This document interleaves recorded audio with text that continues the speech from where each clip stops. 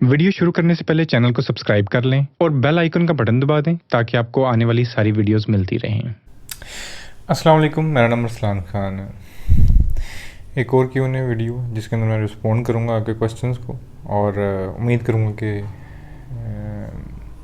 जिन्होंने specially questions पूछे हैं उनको बेहतर रहनुमाई कर सकूँ या जितना मैं जानता हूँ उसके मुताबिक जो है ना उनको प्रॉपरली रिस्पॉन्ड कर सकूँ। और अगेन क्वेश्चंस मोस्टली वो हैं जो कि हर एक से रिलेट करते हैं और जो कि मतलब मुझे टाइम टू टाइम पूछे जाते हैं।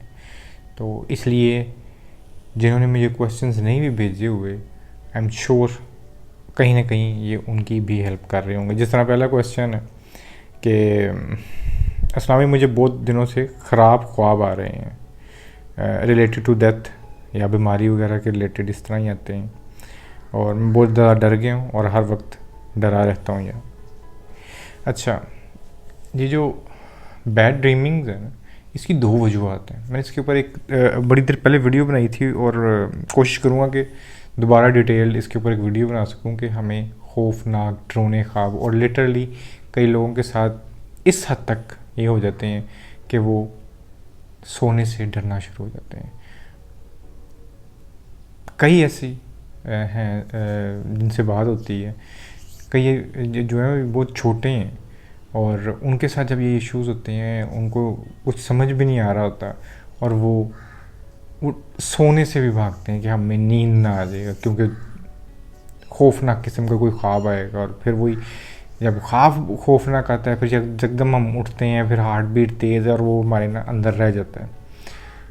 यूजुअली नॉर्मल लाइफ में तो हमें कभी कोई इस तरह का ख्वाब आए भी ना तो चलो बुरा ख्वाब था, हम डे टू डे उसके अंदर ना उसको भूल जाते हैं। थोड़ी देर बाद ही हमें याद भी नहीं होता कि हमें ख्वाब कौन सा आया था।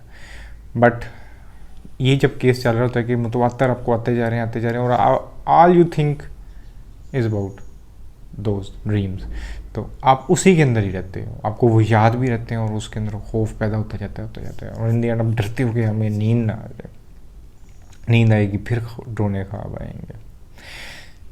अब दो वजूहत क्या हैं जिनकी मैं बात कर रहा था जिसकी वजह से ये हमें खौफनाक डरावने मौत से रिलेटेड ख्वाब आना शुरू हो जाते हैं। पहली तो कॉमन सी वजह है, आपके किसी भी ख्वाब के मोस्टली जो हमें ख्वाब आते हैं उसकी रीज़न आपका गुजरा हुआ दिन होता है या आपका थॉट पैटर्न क्या है, आप सोचते क्या रहे हो दिन में। सबसे आसान एग्जांपल ये कि हम बचपन में, मुझे अभी भी याद है कि अगर मैं भूखा सो गया हूँ, ठीक है, अभी भी कभी देखिएगा कि अगर आपको भूख लगी और आप सो गए हैं तो आपको ख्वाब के अंदर गुलाब जामुन समोसे नो वंडर इस तरह की चीज़ें आना शुरू हो जाएंगी। आपको लगेगा ख्वाब में आप इस तरह की मज़े की चीज़ें खा रहे हो क्योंकि आपका दिमाग उस टाइम आपको भूख लगी है, वो प्रोसेस ही उस तरह कर रहा है। अब इस चीज़ को हमने समझना है। तो इसी तरह अगर आप पूरा दिन और सोने से पहले भी आप खौफ में रहे हैं, डरे हुए रहे हैं, पैनिक की सिचुएशन है, क्योंकि आपको एंग्जाइटी डिसऑर्डर अगर क्रिएट हो गया हुआ है तो उसके अंदर आप हर वक्त पूरा दिन एक खौफ की कैफियत में, मौत का डर है आपको हर वक्त, मैं मर ना जाऊँ, मुझे बीमारी ना हो जाए, मुझे ये ना हो जाए, वो ना, वो पूरा दिन दिमाग ने यही किया है। तो हाउ कम कि सोते वक्त वो ये सब कुछ नहीं करेगा।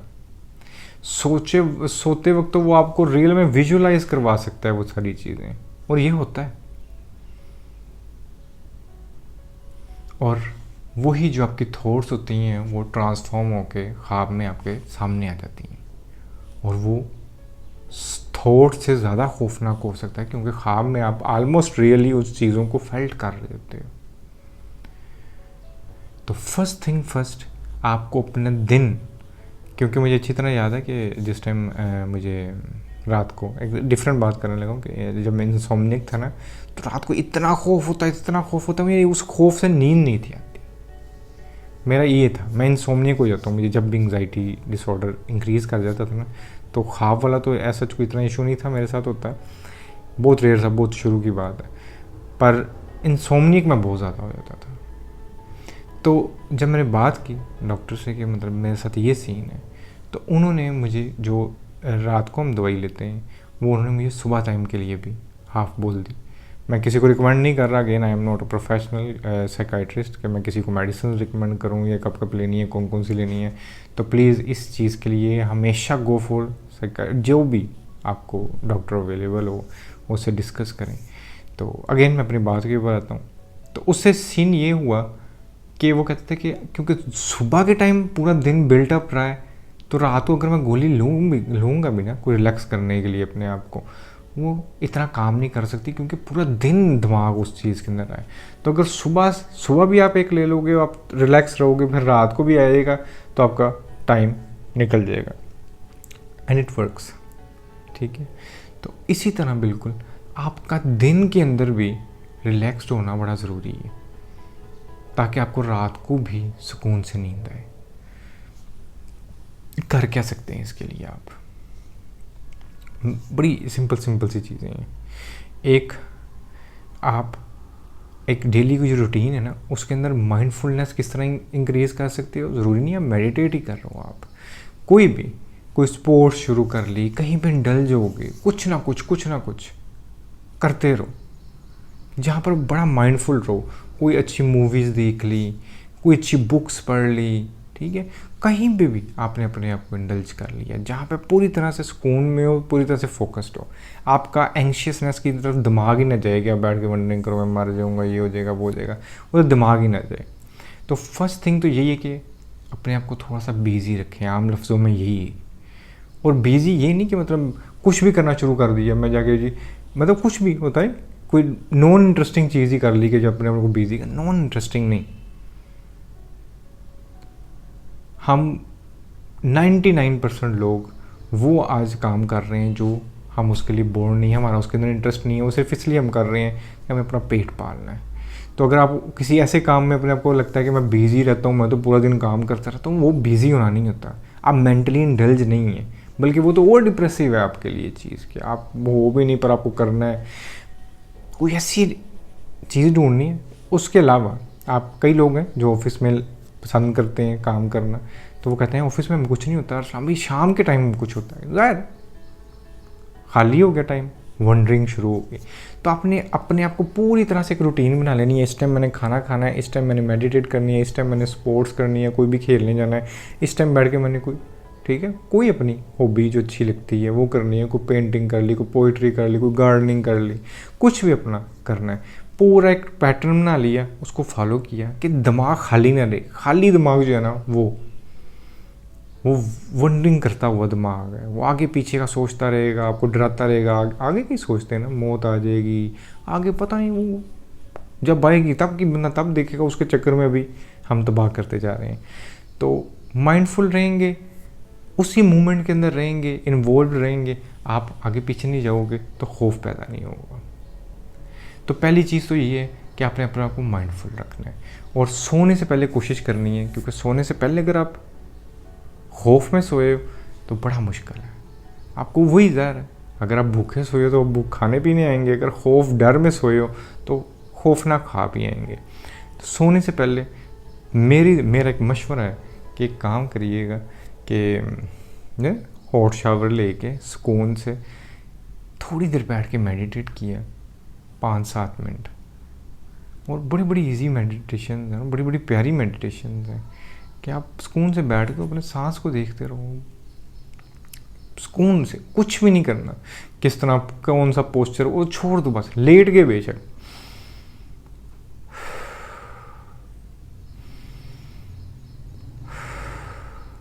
पीसफुल चीज़ है, एक चीज़ जो हर वक्त हमारे साथ चलती जा रही है। सांस अंदर जा रहा है, बाहर आ रहा है, इतनी पीसफुल चीज़ है। इसको बैठ के ये बिल्कुल उसी तरह ही, इसको बिल्कुल इस तरह फील करें जिस तरह शोर के सामने, बिल्कुल समुद्र के किनारे में आके इस तरह एक लहर टकराई, फिर वापस आ गई, फिर टकराई, फिर वापस। इतना सूदिंग, बिल्कुल यही हो रहा है यहाँ पे।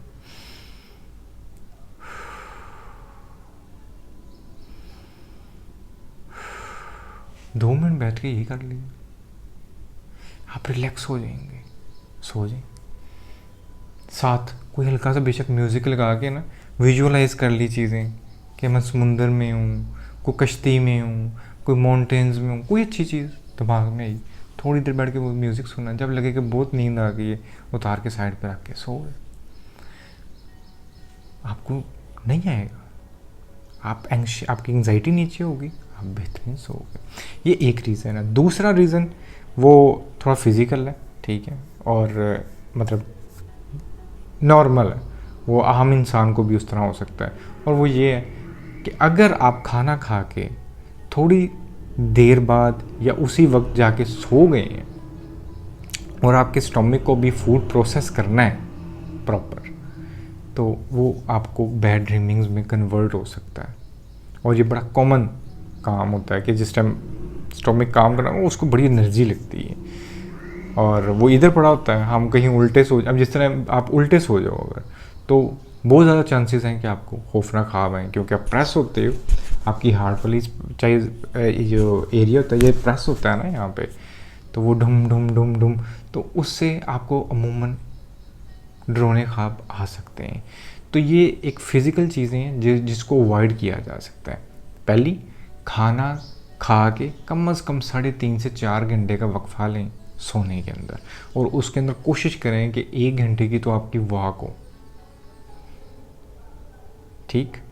और उसके बाद कोशिश करें कि एक साइड लेके सोएं, उल्टा ना सोएं, सीधा सो जाए वो भी ठीक है, पर एक साइड लेके जो है ना प्रॉपर, तो उस तरह सोना चाहिए, तो उससे ठीक रहेगा। बल्कि एक साइड से वो जो आप लोगों को बेहतर पता होगा, हमारी सुन्नत भी है, तो उसको बेहतरीन है उस तरह सुकून से पीसफुल हल्का सा मेडिटेट किया, शुक्र अदा किया ज़िंदगी का, थैंकफुल हुए हर चीज़ को लेके, सो गए। तो मुझे पूरी उम्मीद है अगर आप ये 2 चीज़ें इनके ऊपर थोड़ा सा अमल कर लेंगे, ये बैड ड्रीमिंग का, डरावने ख्वाबों का जो मसला है ना, ये आपको ठीक हो जाएगा। अच्छा, एक और जो है ना चीज़ बड़ी ज़्यादा होती है, इस तरह ये क्वेश्चन है चिड़चिड़ेपन से रिलेटेड है कि हम अक्सर चिड़चिड़े हो जाते हैं। मैंने अपनी बड़ी दफ़ा कहा है कि मुझे जो मेडिसिन के विड्रॉल इफ़ेक्ट्स होते थे ना, वो यही होते थे। मैं बहुत ज़्यादा चिड़चिड़ा हो जाता था, मुझे हर चीज़ इरिटेटिंग लगती थी, और मैं घर में बोल भी देता था कि मेरे साथ ये एपिसोड आई हुई है, तो थोड़ा सा ना आप लोग मुझे सह लो क्योंकि मेरे ये हफ्ता 2 हफ्ते ज़रा मुश्किल होंगे। तो इसको ना, ये अनअवॉइडेबल कुछ समटाइम्स चीज़ें हो जाती हैं, स्पेशली इन एंग्जाइटी। हम एग्जॉस्ट हुए होते हैं, जितने मर्ज़ी जो मर्ज़ी कर लो, टाइम आता है दिमाग चिड़चिड़ा होना शुरू हो जाता है। तो उस टाइम कोशिश करें कि आप अपने आप को टाइम दें, अकेले रहें, क्योंकि आप अपने साथ तो एक जंग में मुब्तला होते ही हो, पर उसके अंदर ना हम सामने वाले को काफ़ी दफ़ा हर्ट कर जाते हैं, क्योंकि हम खुद इतने इरिटेटेड होते हैं सामने। और सीधी सी बात करता हूँ, लोग बहुत ज़्यादा हर्ट हो जाते हैं, और जब वो यही कहते हैं ना, इस्लाम भी हमें कुछ समझता नहीं समझ सकता कोई। ट्रस्ट मी, अगर मुझे एंग्जाइटी अटैक कभी नहीं आया, मुझे कभी पैनिक अटैक नहीं आया, मेरे सामने कोई पैनिक अटैक में इंसान होगा, मैं उसकी कैफियत कभी समझ सकता ही नहीं, इम्पॉसिबल चीज़ है, क्योंकि ये इतना स्ट्रेंज फिनोमेना है। बल्कि जिसको पैनिक अटैक सामने आ रहा है ना, उसको कहो कि अपनी फीलिंग्स एक्सप्लेन करे, उससे वो प्रॉपरली एक्सप्लेन भी नहीं कर सकेगा। ये इतनी अजीब चीज़ है, तो कोई उसको किस तरह महसूस कर सकता है। और जब ये चीज़ें हमारे साथ फिज़िकल होना शुरू हो जाती हैं, एंग्जाइटी, तो कई आई नो एक नॉर्मल कमेंट ये भी आ जाता है कि ये मेंटल चीज़ है, उसका जो फिज़िकल का क्या ताल्लुक। हालांकि बिल्कुल टोटली इतना मतलब कॉमन सेंस वाली बातें हैं, बट लोगों के लिए ये चीज़ें प्रोसेस करना बड़ा मुश्किल है, क्योंकि ये अननोन है हमारे माशरों के अंदर। मेंटल हेल्थ के ऊपर कभी बात ही नहीं हुई है यहाँ पे, मेंटल हेल्थ को समझा ही नहीं जाता। यहाँ पे सिर्फ ये समझाता है कि बस काले जादू हैं, जिन भूत हैं, ये सब कुछ बस यही है। तो वो चीज़ें, उनसे थोड़ा सा आपको थोड़ा सा डिफरेंटली देखना भी पड़ेगा कि मेंटल हेल्थ जो है वो बड़ी इम्पोर्टेंट चीज़ है, और इसका आपको ख्याल रखना है। इसको वो जो आपके बेशक जितने भी आपके हैं ये चीज़ें होती होंगी जिनके पास दम करवाना है या जो भी करना है, क्योंकि आई नो कुछ लोग, बहुत से लोग क्योंकि बिलीव्स हैं इन चीज़ों के साथ, तो वो हो सकता है बेहतरी भी करती हूँ, पर फर्स्ट थिंग फर्स्ट कि आपके साथ एक मेंटल इशू है, उसका प्रॉपर इलाज करवाया जाए। खैर अगेन, चिड़चिड़ापन आपको उस टाइम ज़्यादा से ज़्यादा कोशिश करनी है कि आप अकेला टाइम गुजारें, अपने आप के साथ टाइम गुजारें, और देखें कि आप आहिस्ता आहिस्ता अपने आप को किस तरह काम डाउन कर सकते हैं, ठीक है। और इसी तरह एक और क्वेश्चन है कि अरसलान भाई अपनी डेली रूटीन शेयर कर रहे हैं। मेरी रूटीन बहुत गंदी, और पीछे 13-14 साल से जब से मैं फ्रीलांसिंग कर रहा हूँ, और क्योंकि मेरे मोस्टली क्लाइंट्स जो होते थे जिनके साथ मैं करता हूँ काम स्टिल, वो अमेरिका में होते हैं या ऑस्ट्रेलिया में होते हैं या ब्राज़ील में थे, तो मुझे उनके टाइम जोन के हिसाब से चलना पड़ता है।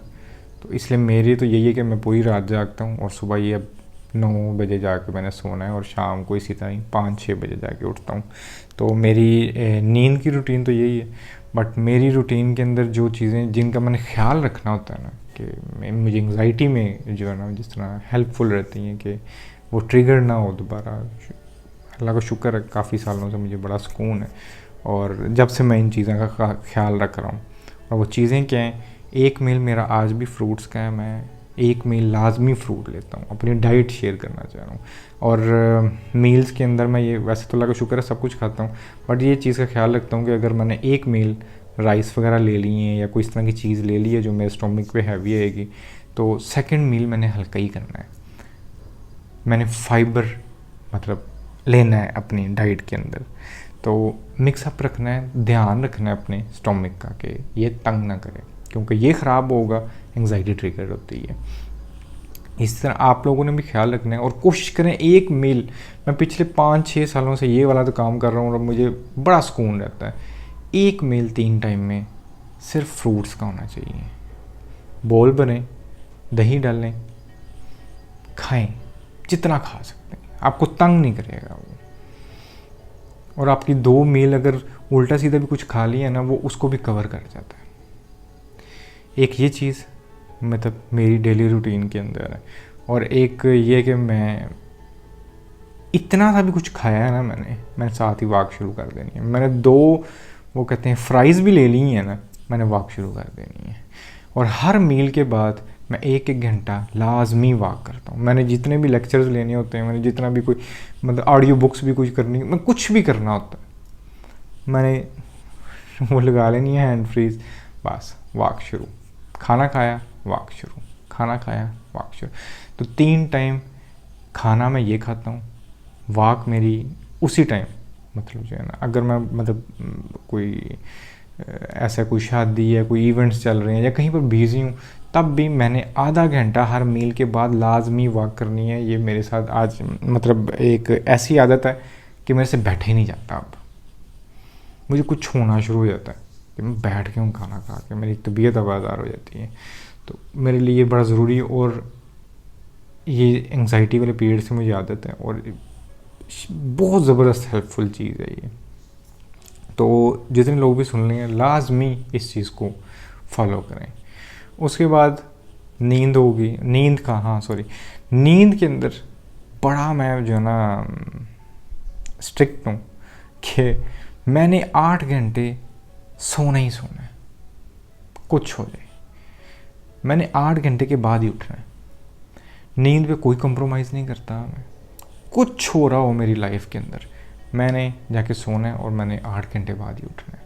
उससे पहले मेरी अगर आंख किसी वजह से खुल भी गई है, ज़रा छोटी आ रही है, मेरे साथ होती है, अगर वो कहीं पे एकदम उठ के रोने लग जाए, को 100 चीज़ें होती हैं जिसकी वजह से आंख कभी मेरी खुल जाती है, मैंने उठ के कोई काम करना याद आ गया, मैंने वो करना है, मैंने जाके सोना है, मैंने अपने 8 घंटे पूरे करने हैं। तो नींद के ऊपर आप में से कोई भी कंप्रोमाइज़ मत करना, नींद बहुत ज़रूरी चीज़ है। तो 8 घंटे, कम से कम 7.5 घंटे, नहीं तो 8 घंटे। आम इंसान के लिए अगर 7 घंटे की नींद होती है ना, तो एंग्जाइटी के जितने इश्यूज़ हैं जिन लोगों के साथ, उनके लिए 8 घंटे नींद लाजमी होनी चाहिए। और मिनिमम 7.5 घंटे लाजमी सोना है आपने। इतना टाइम आपको बेड के ऊपर देना है ताकि आपका माइंड जो है ना पूरी तरह से रिलैक्स अपना टाइम ले ले। तो नींद मेरी ये है, डाइट मैंने आपको बता दी है, और जितना मैंने कोई बिसाइड इसके कि मैंने कोई बुक्स वगैरह शुरू कर ली हूँ, मैंने जो सुनाना होता है वो भी ड्यूरिंग खाना खाने के बाद वॉक में होता है, और बाकी वही काम शाम जो मेरा होता है वही करता हूँ, और मेरी ऑलमोस्ट यही लाइफ है। हाँ, एक चीज़ और मैं करता हूँ, मैं गेम्स वगैरह जो है ना उसका शौक है, तो वो अक्सर काम करते फ्रीलांसिंग कर रहा होता हूँ, साथ गेम्स चल रही होती हैं, वो तो बड़ा ही माइंडफुल रहता हूँ। और बाकी हत्तुल मकान कोशिश करता हूँ कि जितने लोगों के साथ कांटेक्ट रहता है उन सबको रिस्पॉन्ड करता जाऊँ। फिर भी बहुत माजरत, मैं बहुत से लोगों को टाइमली रिस्पॉन्ड नहीं कर नहीं पाता हूँ, तो उम्मीद करता हूँ आप लोग मुझे इस पे जो है ना माजरत मेरी कबूल करेंगे। तो अच्छा, एक और इस तरह का क्वेश्चन था कि मैं जब भी कोई नई चीज़ करता हूँ तो मेरी एंजाइटी ट्रिगर कर देती है। एंजाइटी जो है ना वो मैं हमेशा बोलता हूँ फाइट और फ्लाइट मोड के अंदर होते हैं, हमें रॉन्ग सिग्नल्स देती हैं कि कुछ हो रहा है आपके साथ, कुछ हो रहा है, हल्का सा कुछ चेंज होता है ना, मतलब हल्का सा भागे हो, हार्ट बीट तेज़ हुई है, वो इतने पे भी रॉन्ग सिग्नल दे देता है कि आप खतरे में हो, और हमें एंजाइटी हो जाती है, हम पैनिक कर जाते हैं। स्टोमिक पे थोड़ा सा आपने ज़्यादा खा लिया है, थोड़ी सी आपने कोई बादी चीज़ें ले ली हैं, स्टोमिक को प्रोसेस करने में मसला हुआ, रॉन्ग सिग्नल, कोई मसला चल रहा है, आप उससे पैनिक अटैक में चले जाते हो। तो बेतहाशा चीज़ें हैं इस तरह। अगर आप पैनिक अटैक्स में नहीं जाते तो आप पैनिक की एंग्शियस कंडीशन में ज़रूर चले जाते हो। बिल्कुल इसी तरह आपके सराउंडिंग्स के अंदर अगर एकदम कोई चीज़ चेंज होती है ना, आप इतनी जल्दी उसको ना, आपका दिमाग प्रोसेस ही नहीं कर पाता, वो प्रोसेस करने की जगह रॉन्ग सिग्नल्स भेजना शुरू कर देता है कि यार तू खतरे में। तो क्या कर सकते हैं? तो सबसे पहले तो इस चीज़ को समझना है कि हमारे साथ एक फाइट और फ्लाइट मोड के अंदर है जिसमें हमें रॉन्ग सिग्नल्स आ रहे हैं और हमें चेंज अडॉप्ट नहीं कर पा रहे हैं। तो इसके लिए हमें थोड़ा सा अपने आप को तैयार करना पड़ता है कि अच्छा ये मसला है हमारे साथ, अब कोई चेंज आएगा तो ये मसला हमारे साथ होगा ही होगा, क्योंकि हम हाइपर सेंसिटिव है, एंग्जाइटी ट्रिगर्ड है, और वो हर चीज़ पे हमें रॉन्ग सिग्नल्स दे रही है। आपने क्या करना है, छोटी छोटी चीज़ अपनी लाइफ के अंदर जो है ना वो चेंज की। जिस तरह रनिंग से होता है, थोड़ी थोड़ी जॉगिंग शुरू कर दी। हर वक्त आपने अपने आप को ना बिल्टअप करना है, थोड़ा सा स्ट्रॉन्ग करना है, और हर वक्त इनविटेबल रखना है कि कोई भी चेंज हो सकता है मेरी लाइफ के अंदर। तो आएगा तो ठीक है, मोस्ट वेलकम। चेंज को अडॉप्ट करना है हमने, चेंज को एक्सेप्ट करना शुरू करना है, क्योंकि life in the end change ही है। मैं आज टीनेज बच्चा नहीं हूँ, मैं आज कोई छोटा बेबी नहीं हूँ। वो कहाँ पे अरसलान जो छोटा सा बेबी हुआ करता था, ख़त्म हो गया हुआ वो। मैं आज जो हूँ मुझे इस चेंज को एक्सेप्ट करना है। लोग बड़ा बोलते हैं अरसलान भाई पहले तो हम इस तरह, क्यों पहले आप आज अब you are more mature now, आपकी लाइफ डिफरेंट है, आपका जो दिमाग है वो एंग्जाइटी डिसऑर्डर के साथ लड़ के एक बिल्कुल डिफरेंट उसकी अप्रोच है। जो इस कंडीशन में आप हो उसको एक्सेप्ट करो, उसके मुताबिक अपनी ज़िंदगी चलाना शुरू करो, और चेंजिंग्स भी आएंगी उनके मुताबिक। डरना नहीं है, फैसिनेट होना है आपने कि अच्छा ये देखो इस तरह हो रहा है मेरे साथ, ये देखो अब मैं इस तरह चल रहा हूँ, ये देखो मेरी लाइफ में अब इस तरह हुआ। विजिट है ना, मैं हमेशा बोलता हूँ विजिट करने आए हैं हम इधर दुनिया में, हर चीज़ को ना मतलब वंडर बन के, वॉचर बन के ऑब्जर्व करना कि यार इस तरह हुआ, वाह इस दुनिया में इस तरह भी, अब मैं इस तरह का हो गया हूँ, मैं इस तरह का हो गया हूँ। हर चीज़ जो है ना, हर न्यू चीज़ उसको एक्सेप्ट करना है आपने, अप्रिशिएट करना है। बल्कि हम मानेंगे नहीं कि हमारी लाइफ में बड़े दुख आते हैं। मेरे अबूजान की डेथ हुई, मेरे से उससे बड़ा दुख मेरी लाइफ में शायद कभी आएगा भी नहीं, और ना अभी तक आया है। पर मैं एक चीज़ मानता हूँ कि आज मेरे अबूजान अगर ज़िंदा होते तो मैं ये अरसलान ना होता जो मैं आज हूँ, और जिससे मैं बड़ा मुतमिन।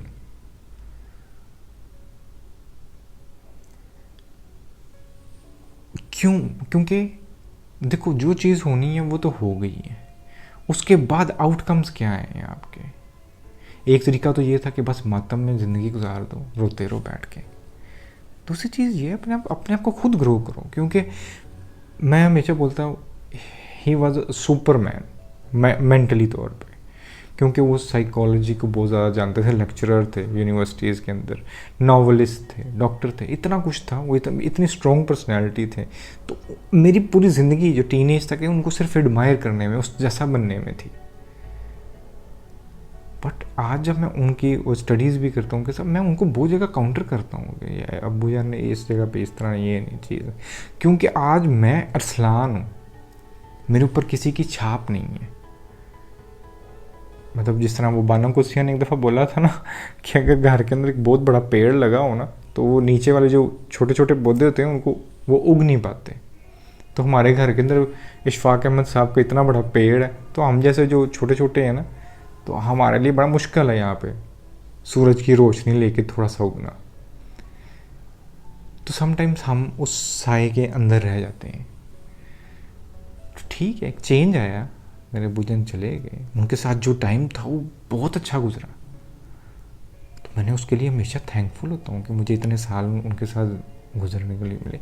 तो चेंज को अडॉप्ट करना है आपने, उसमें से उसका आउटकम बड़ा अच्छा सा निकालना है आपने, बजाय इसके कि हम उसके लिए सिर्फ डिप्रेस होते रहें और सिर्फ मातम करते रहें। उम्मीद करता हूँ कि प्रॉपरली आंसर कर सका हूँ आपके इस जवाब सवाल का।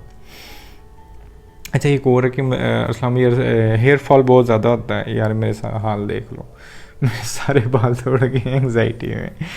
तो हालांकि मैंने पूरी ज़िंदगी, ऊपर से मेरी बेवकूफ़ी, मैंने पूरी ज़िंदगी लंबे बाल रखे हैं और स्टिल बोंगी मारता हूँ। और बट ये कि मैंने इसके लिए कभी बॉदर नहीं, और ट्रस्ट नहीं, बॉदर ना करो यार। आई नो लोग बहुत ज़्यादा टची हैं इस मामले में, वो लगवा भी आते हैं। मैंने आई नो मैनी पीपल जो जाते हैं जाके वो हेयर ट्रांसप्लांट भी करवा लेते हैं। मैं इन सारी चीज़ों के हक़ में नहीं हूँ, नहीं भी हैं यार, क्या है, सो व्हाट यार, क्या करना है अपने बालों शालों का। पर अगर आपको, पर ट्रस्ट में मेरे पहले बहुत ज़्यादा टूटते थे, क्योंकि ज़ाहिर है मैं हर वक्त एंग्जाइटी में होता था, स्ट्रेस में होता था। जैसे ही स्ट्रेस कम होना शुरू हो जाती है, आपका हेयर फॉल बेहतर हो जाता है, और उसके साथ आप ये हल्की फुल्की मल्टीविटामिन्स लेना शुरू करो, ये आम मिल जाती हैं यार, जिसमें आयरन वगैरह ये सारी चीज़ें हों, वो आप थोड़ा सा खाओ, आपके बाल ठीक होना। ये मैंने खुद आजमाया हुआ है ये चीज़ें, तो आपके बाल टूटना भी बंद हो जाते हैं। अब ये कि नए उग जाते हैं उसका मैं कुछ नहीं कर सकता, पर आपका हेयर फॉल ज़रूर बंद हो जाता है। स्ट्रेस कम आ जाए, रिलैक्स रहना शुरू कर दो। अब लेकिन इन लोगों के इतनी जल्दी वाइट बाल भी आते हैं, वही मोस्टली स्ट्रेस की वजह से है, इतना ज़्यादा सोचने की वजह से, इतना प्रेशर लेने की वजह से। कुछ तो जेनेटिक भी होता है, पर मोस्टली तो कोशिश करें रिलैक्स रहें, तो चीज़ें नहीं, आपको ट्रस्ट में बेहतर होंगी। और विटामिन्स आपको कोई कहीं से भी प्रिस्क्राइब करवा लें, तो वो थोड़ा अर्सा लें, उससे बहुत बहुत बहुत फ़र्क पड़ता है, बड़े स्ट्रॉन्ग हो जाते हैं उससे बाल आपके। और अच्छा, ऑलमोस्ट सारी ही हो गए हुए हैं क्वेश्चंस, 2-3 और हैं इस तरह। एक और है कि अगोराफोबिया के ऊपर बात करें, और आपने जो है ना एंग्जाइटी से डील किस तरह किया। ब्रदर्स, मेरी ट्रस्ट में पूरी वीडियोस हैं, मैंने अगोराफोबिया के ऊपर काफ़ी बात की हुई है, और मैंने अपनी जर्नी के ऊपर भी एक प्रॉपर नीचे वीडियो आप सर्च कर सकते हो चैनल के अंदर, जिसके अंदर मैंने मतलब अपनी डिटेल सारी बताई हुई है कि मैं वो कोई है 20-25 मिनट की, जिसमें अपनी सारी बताई है कि किस तरह मुझे एंग्जाइटी और किस तरह मैं बाहर आता गया। तो इधर मैं दोबारा शुरू हो जाऊँगा, फिर 20-25 मिनट मुझे लग जाएंगे। तो इस तरह अगोराफोबिया का भी मैंने सेपरेट वीडियोस बनाई हुई हैं। सीधा ये है कि मैंने अपनी अगर जर्नी की बात करूँ तो वो यही था कि वालिद साहब की डेथ के बाद अगले जो 10 से 12 साल थे वो इसी तरह एंग्जाइटी में गुजरे। मेडिसिन्स भी खाता रहा हूँ, काफ़ी सरसा नहीं पता चला कि मेरे साथ क्या चल रहा है। सब कुछ अपने सारे टेस्ट, वो जो सब कुछ करवाते हैं लोग, टेस्ट करवा लिए सब कुछ, और हर वक्त बस वही, कभी इंसोम्निया हो गया, कभी कुछ हो गया, कभी स्टोमिक के लिए वो जाके एंडोस्कोपियाँ करवा रही हैं, ये वो सब कुछ होता रहा। तो इन दी एंड मैंने जहाँ पे सुकून पाया वो स्पिरिचुअलिज्म था। अपना ख्याल, अपने आप से प्यार करना, अपनी बॉडी का ख्याल करना, डाइट ठीक रखना, मेडिटेट करना।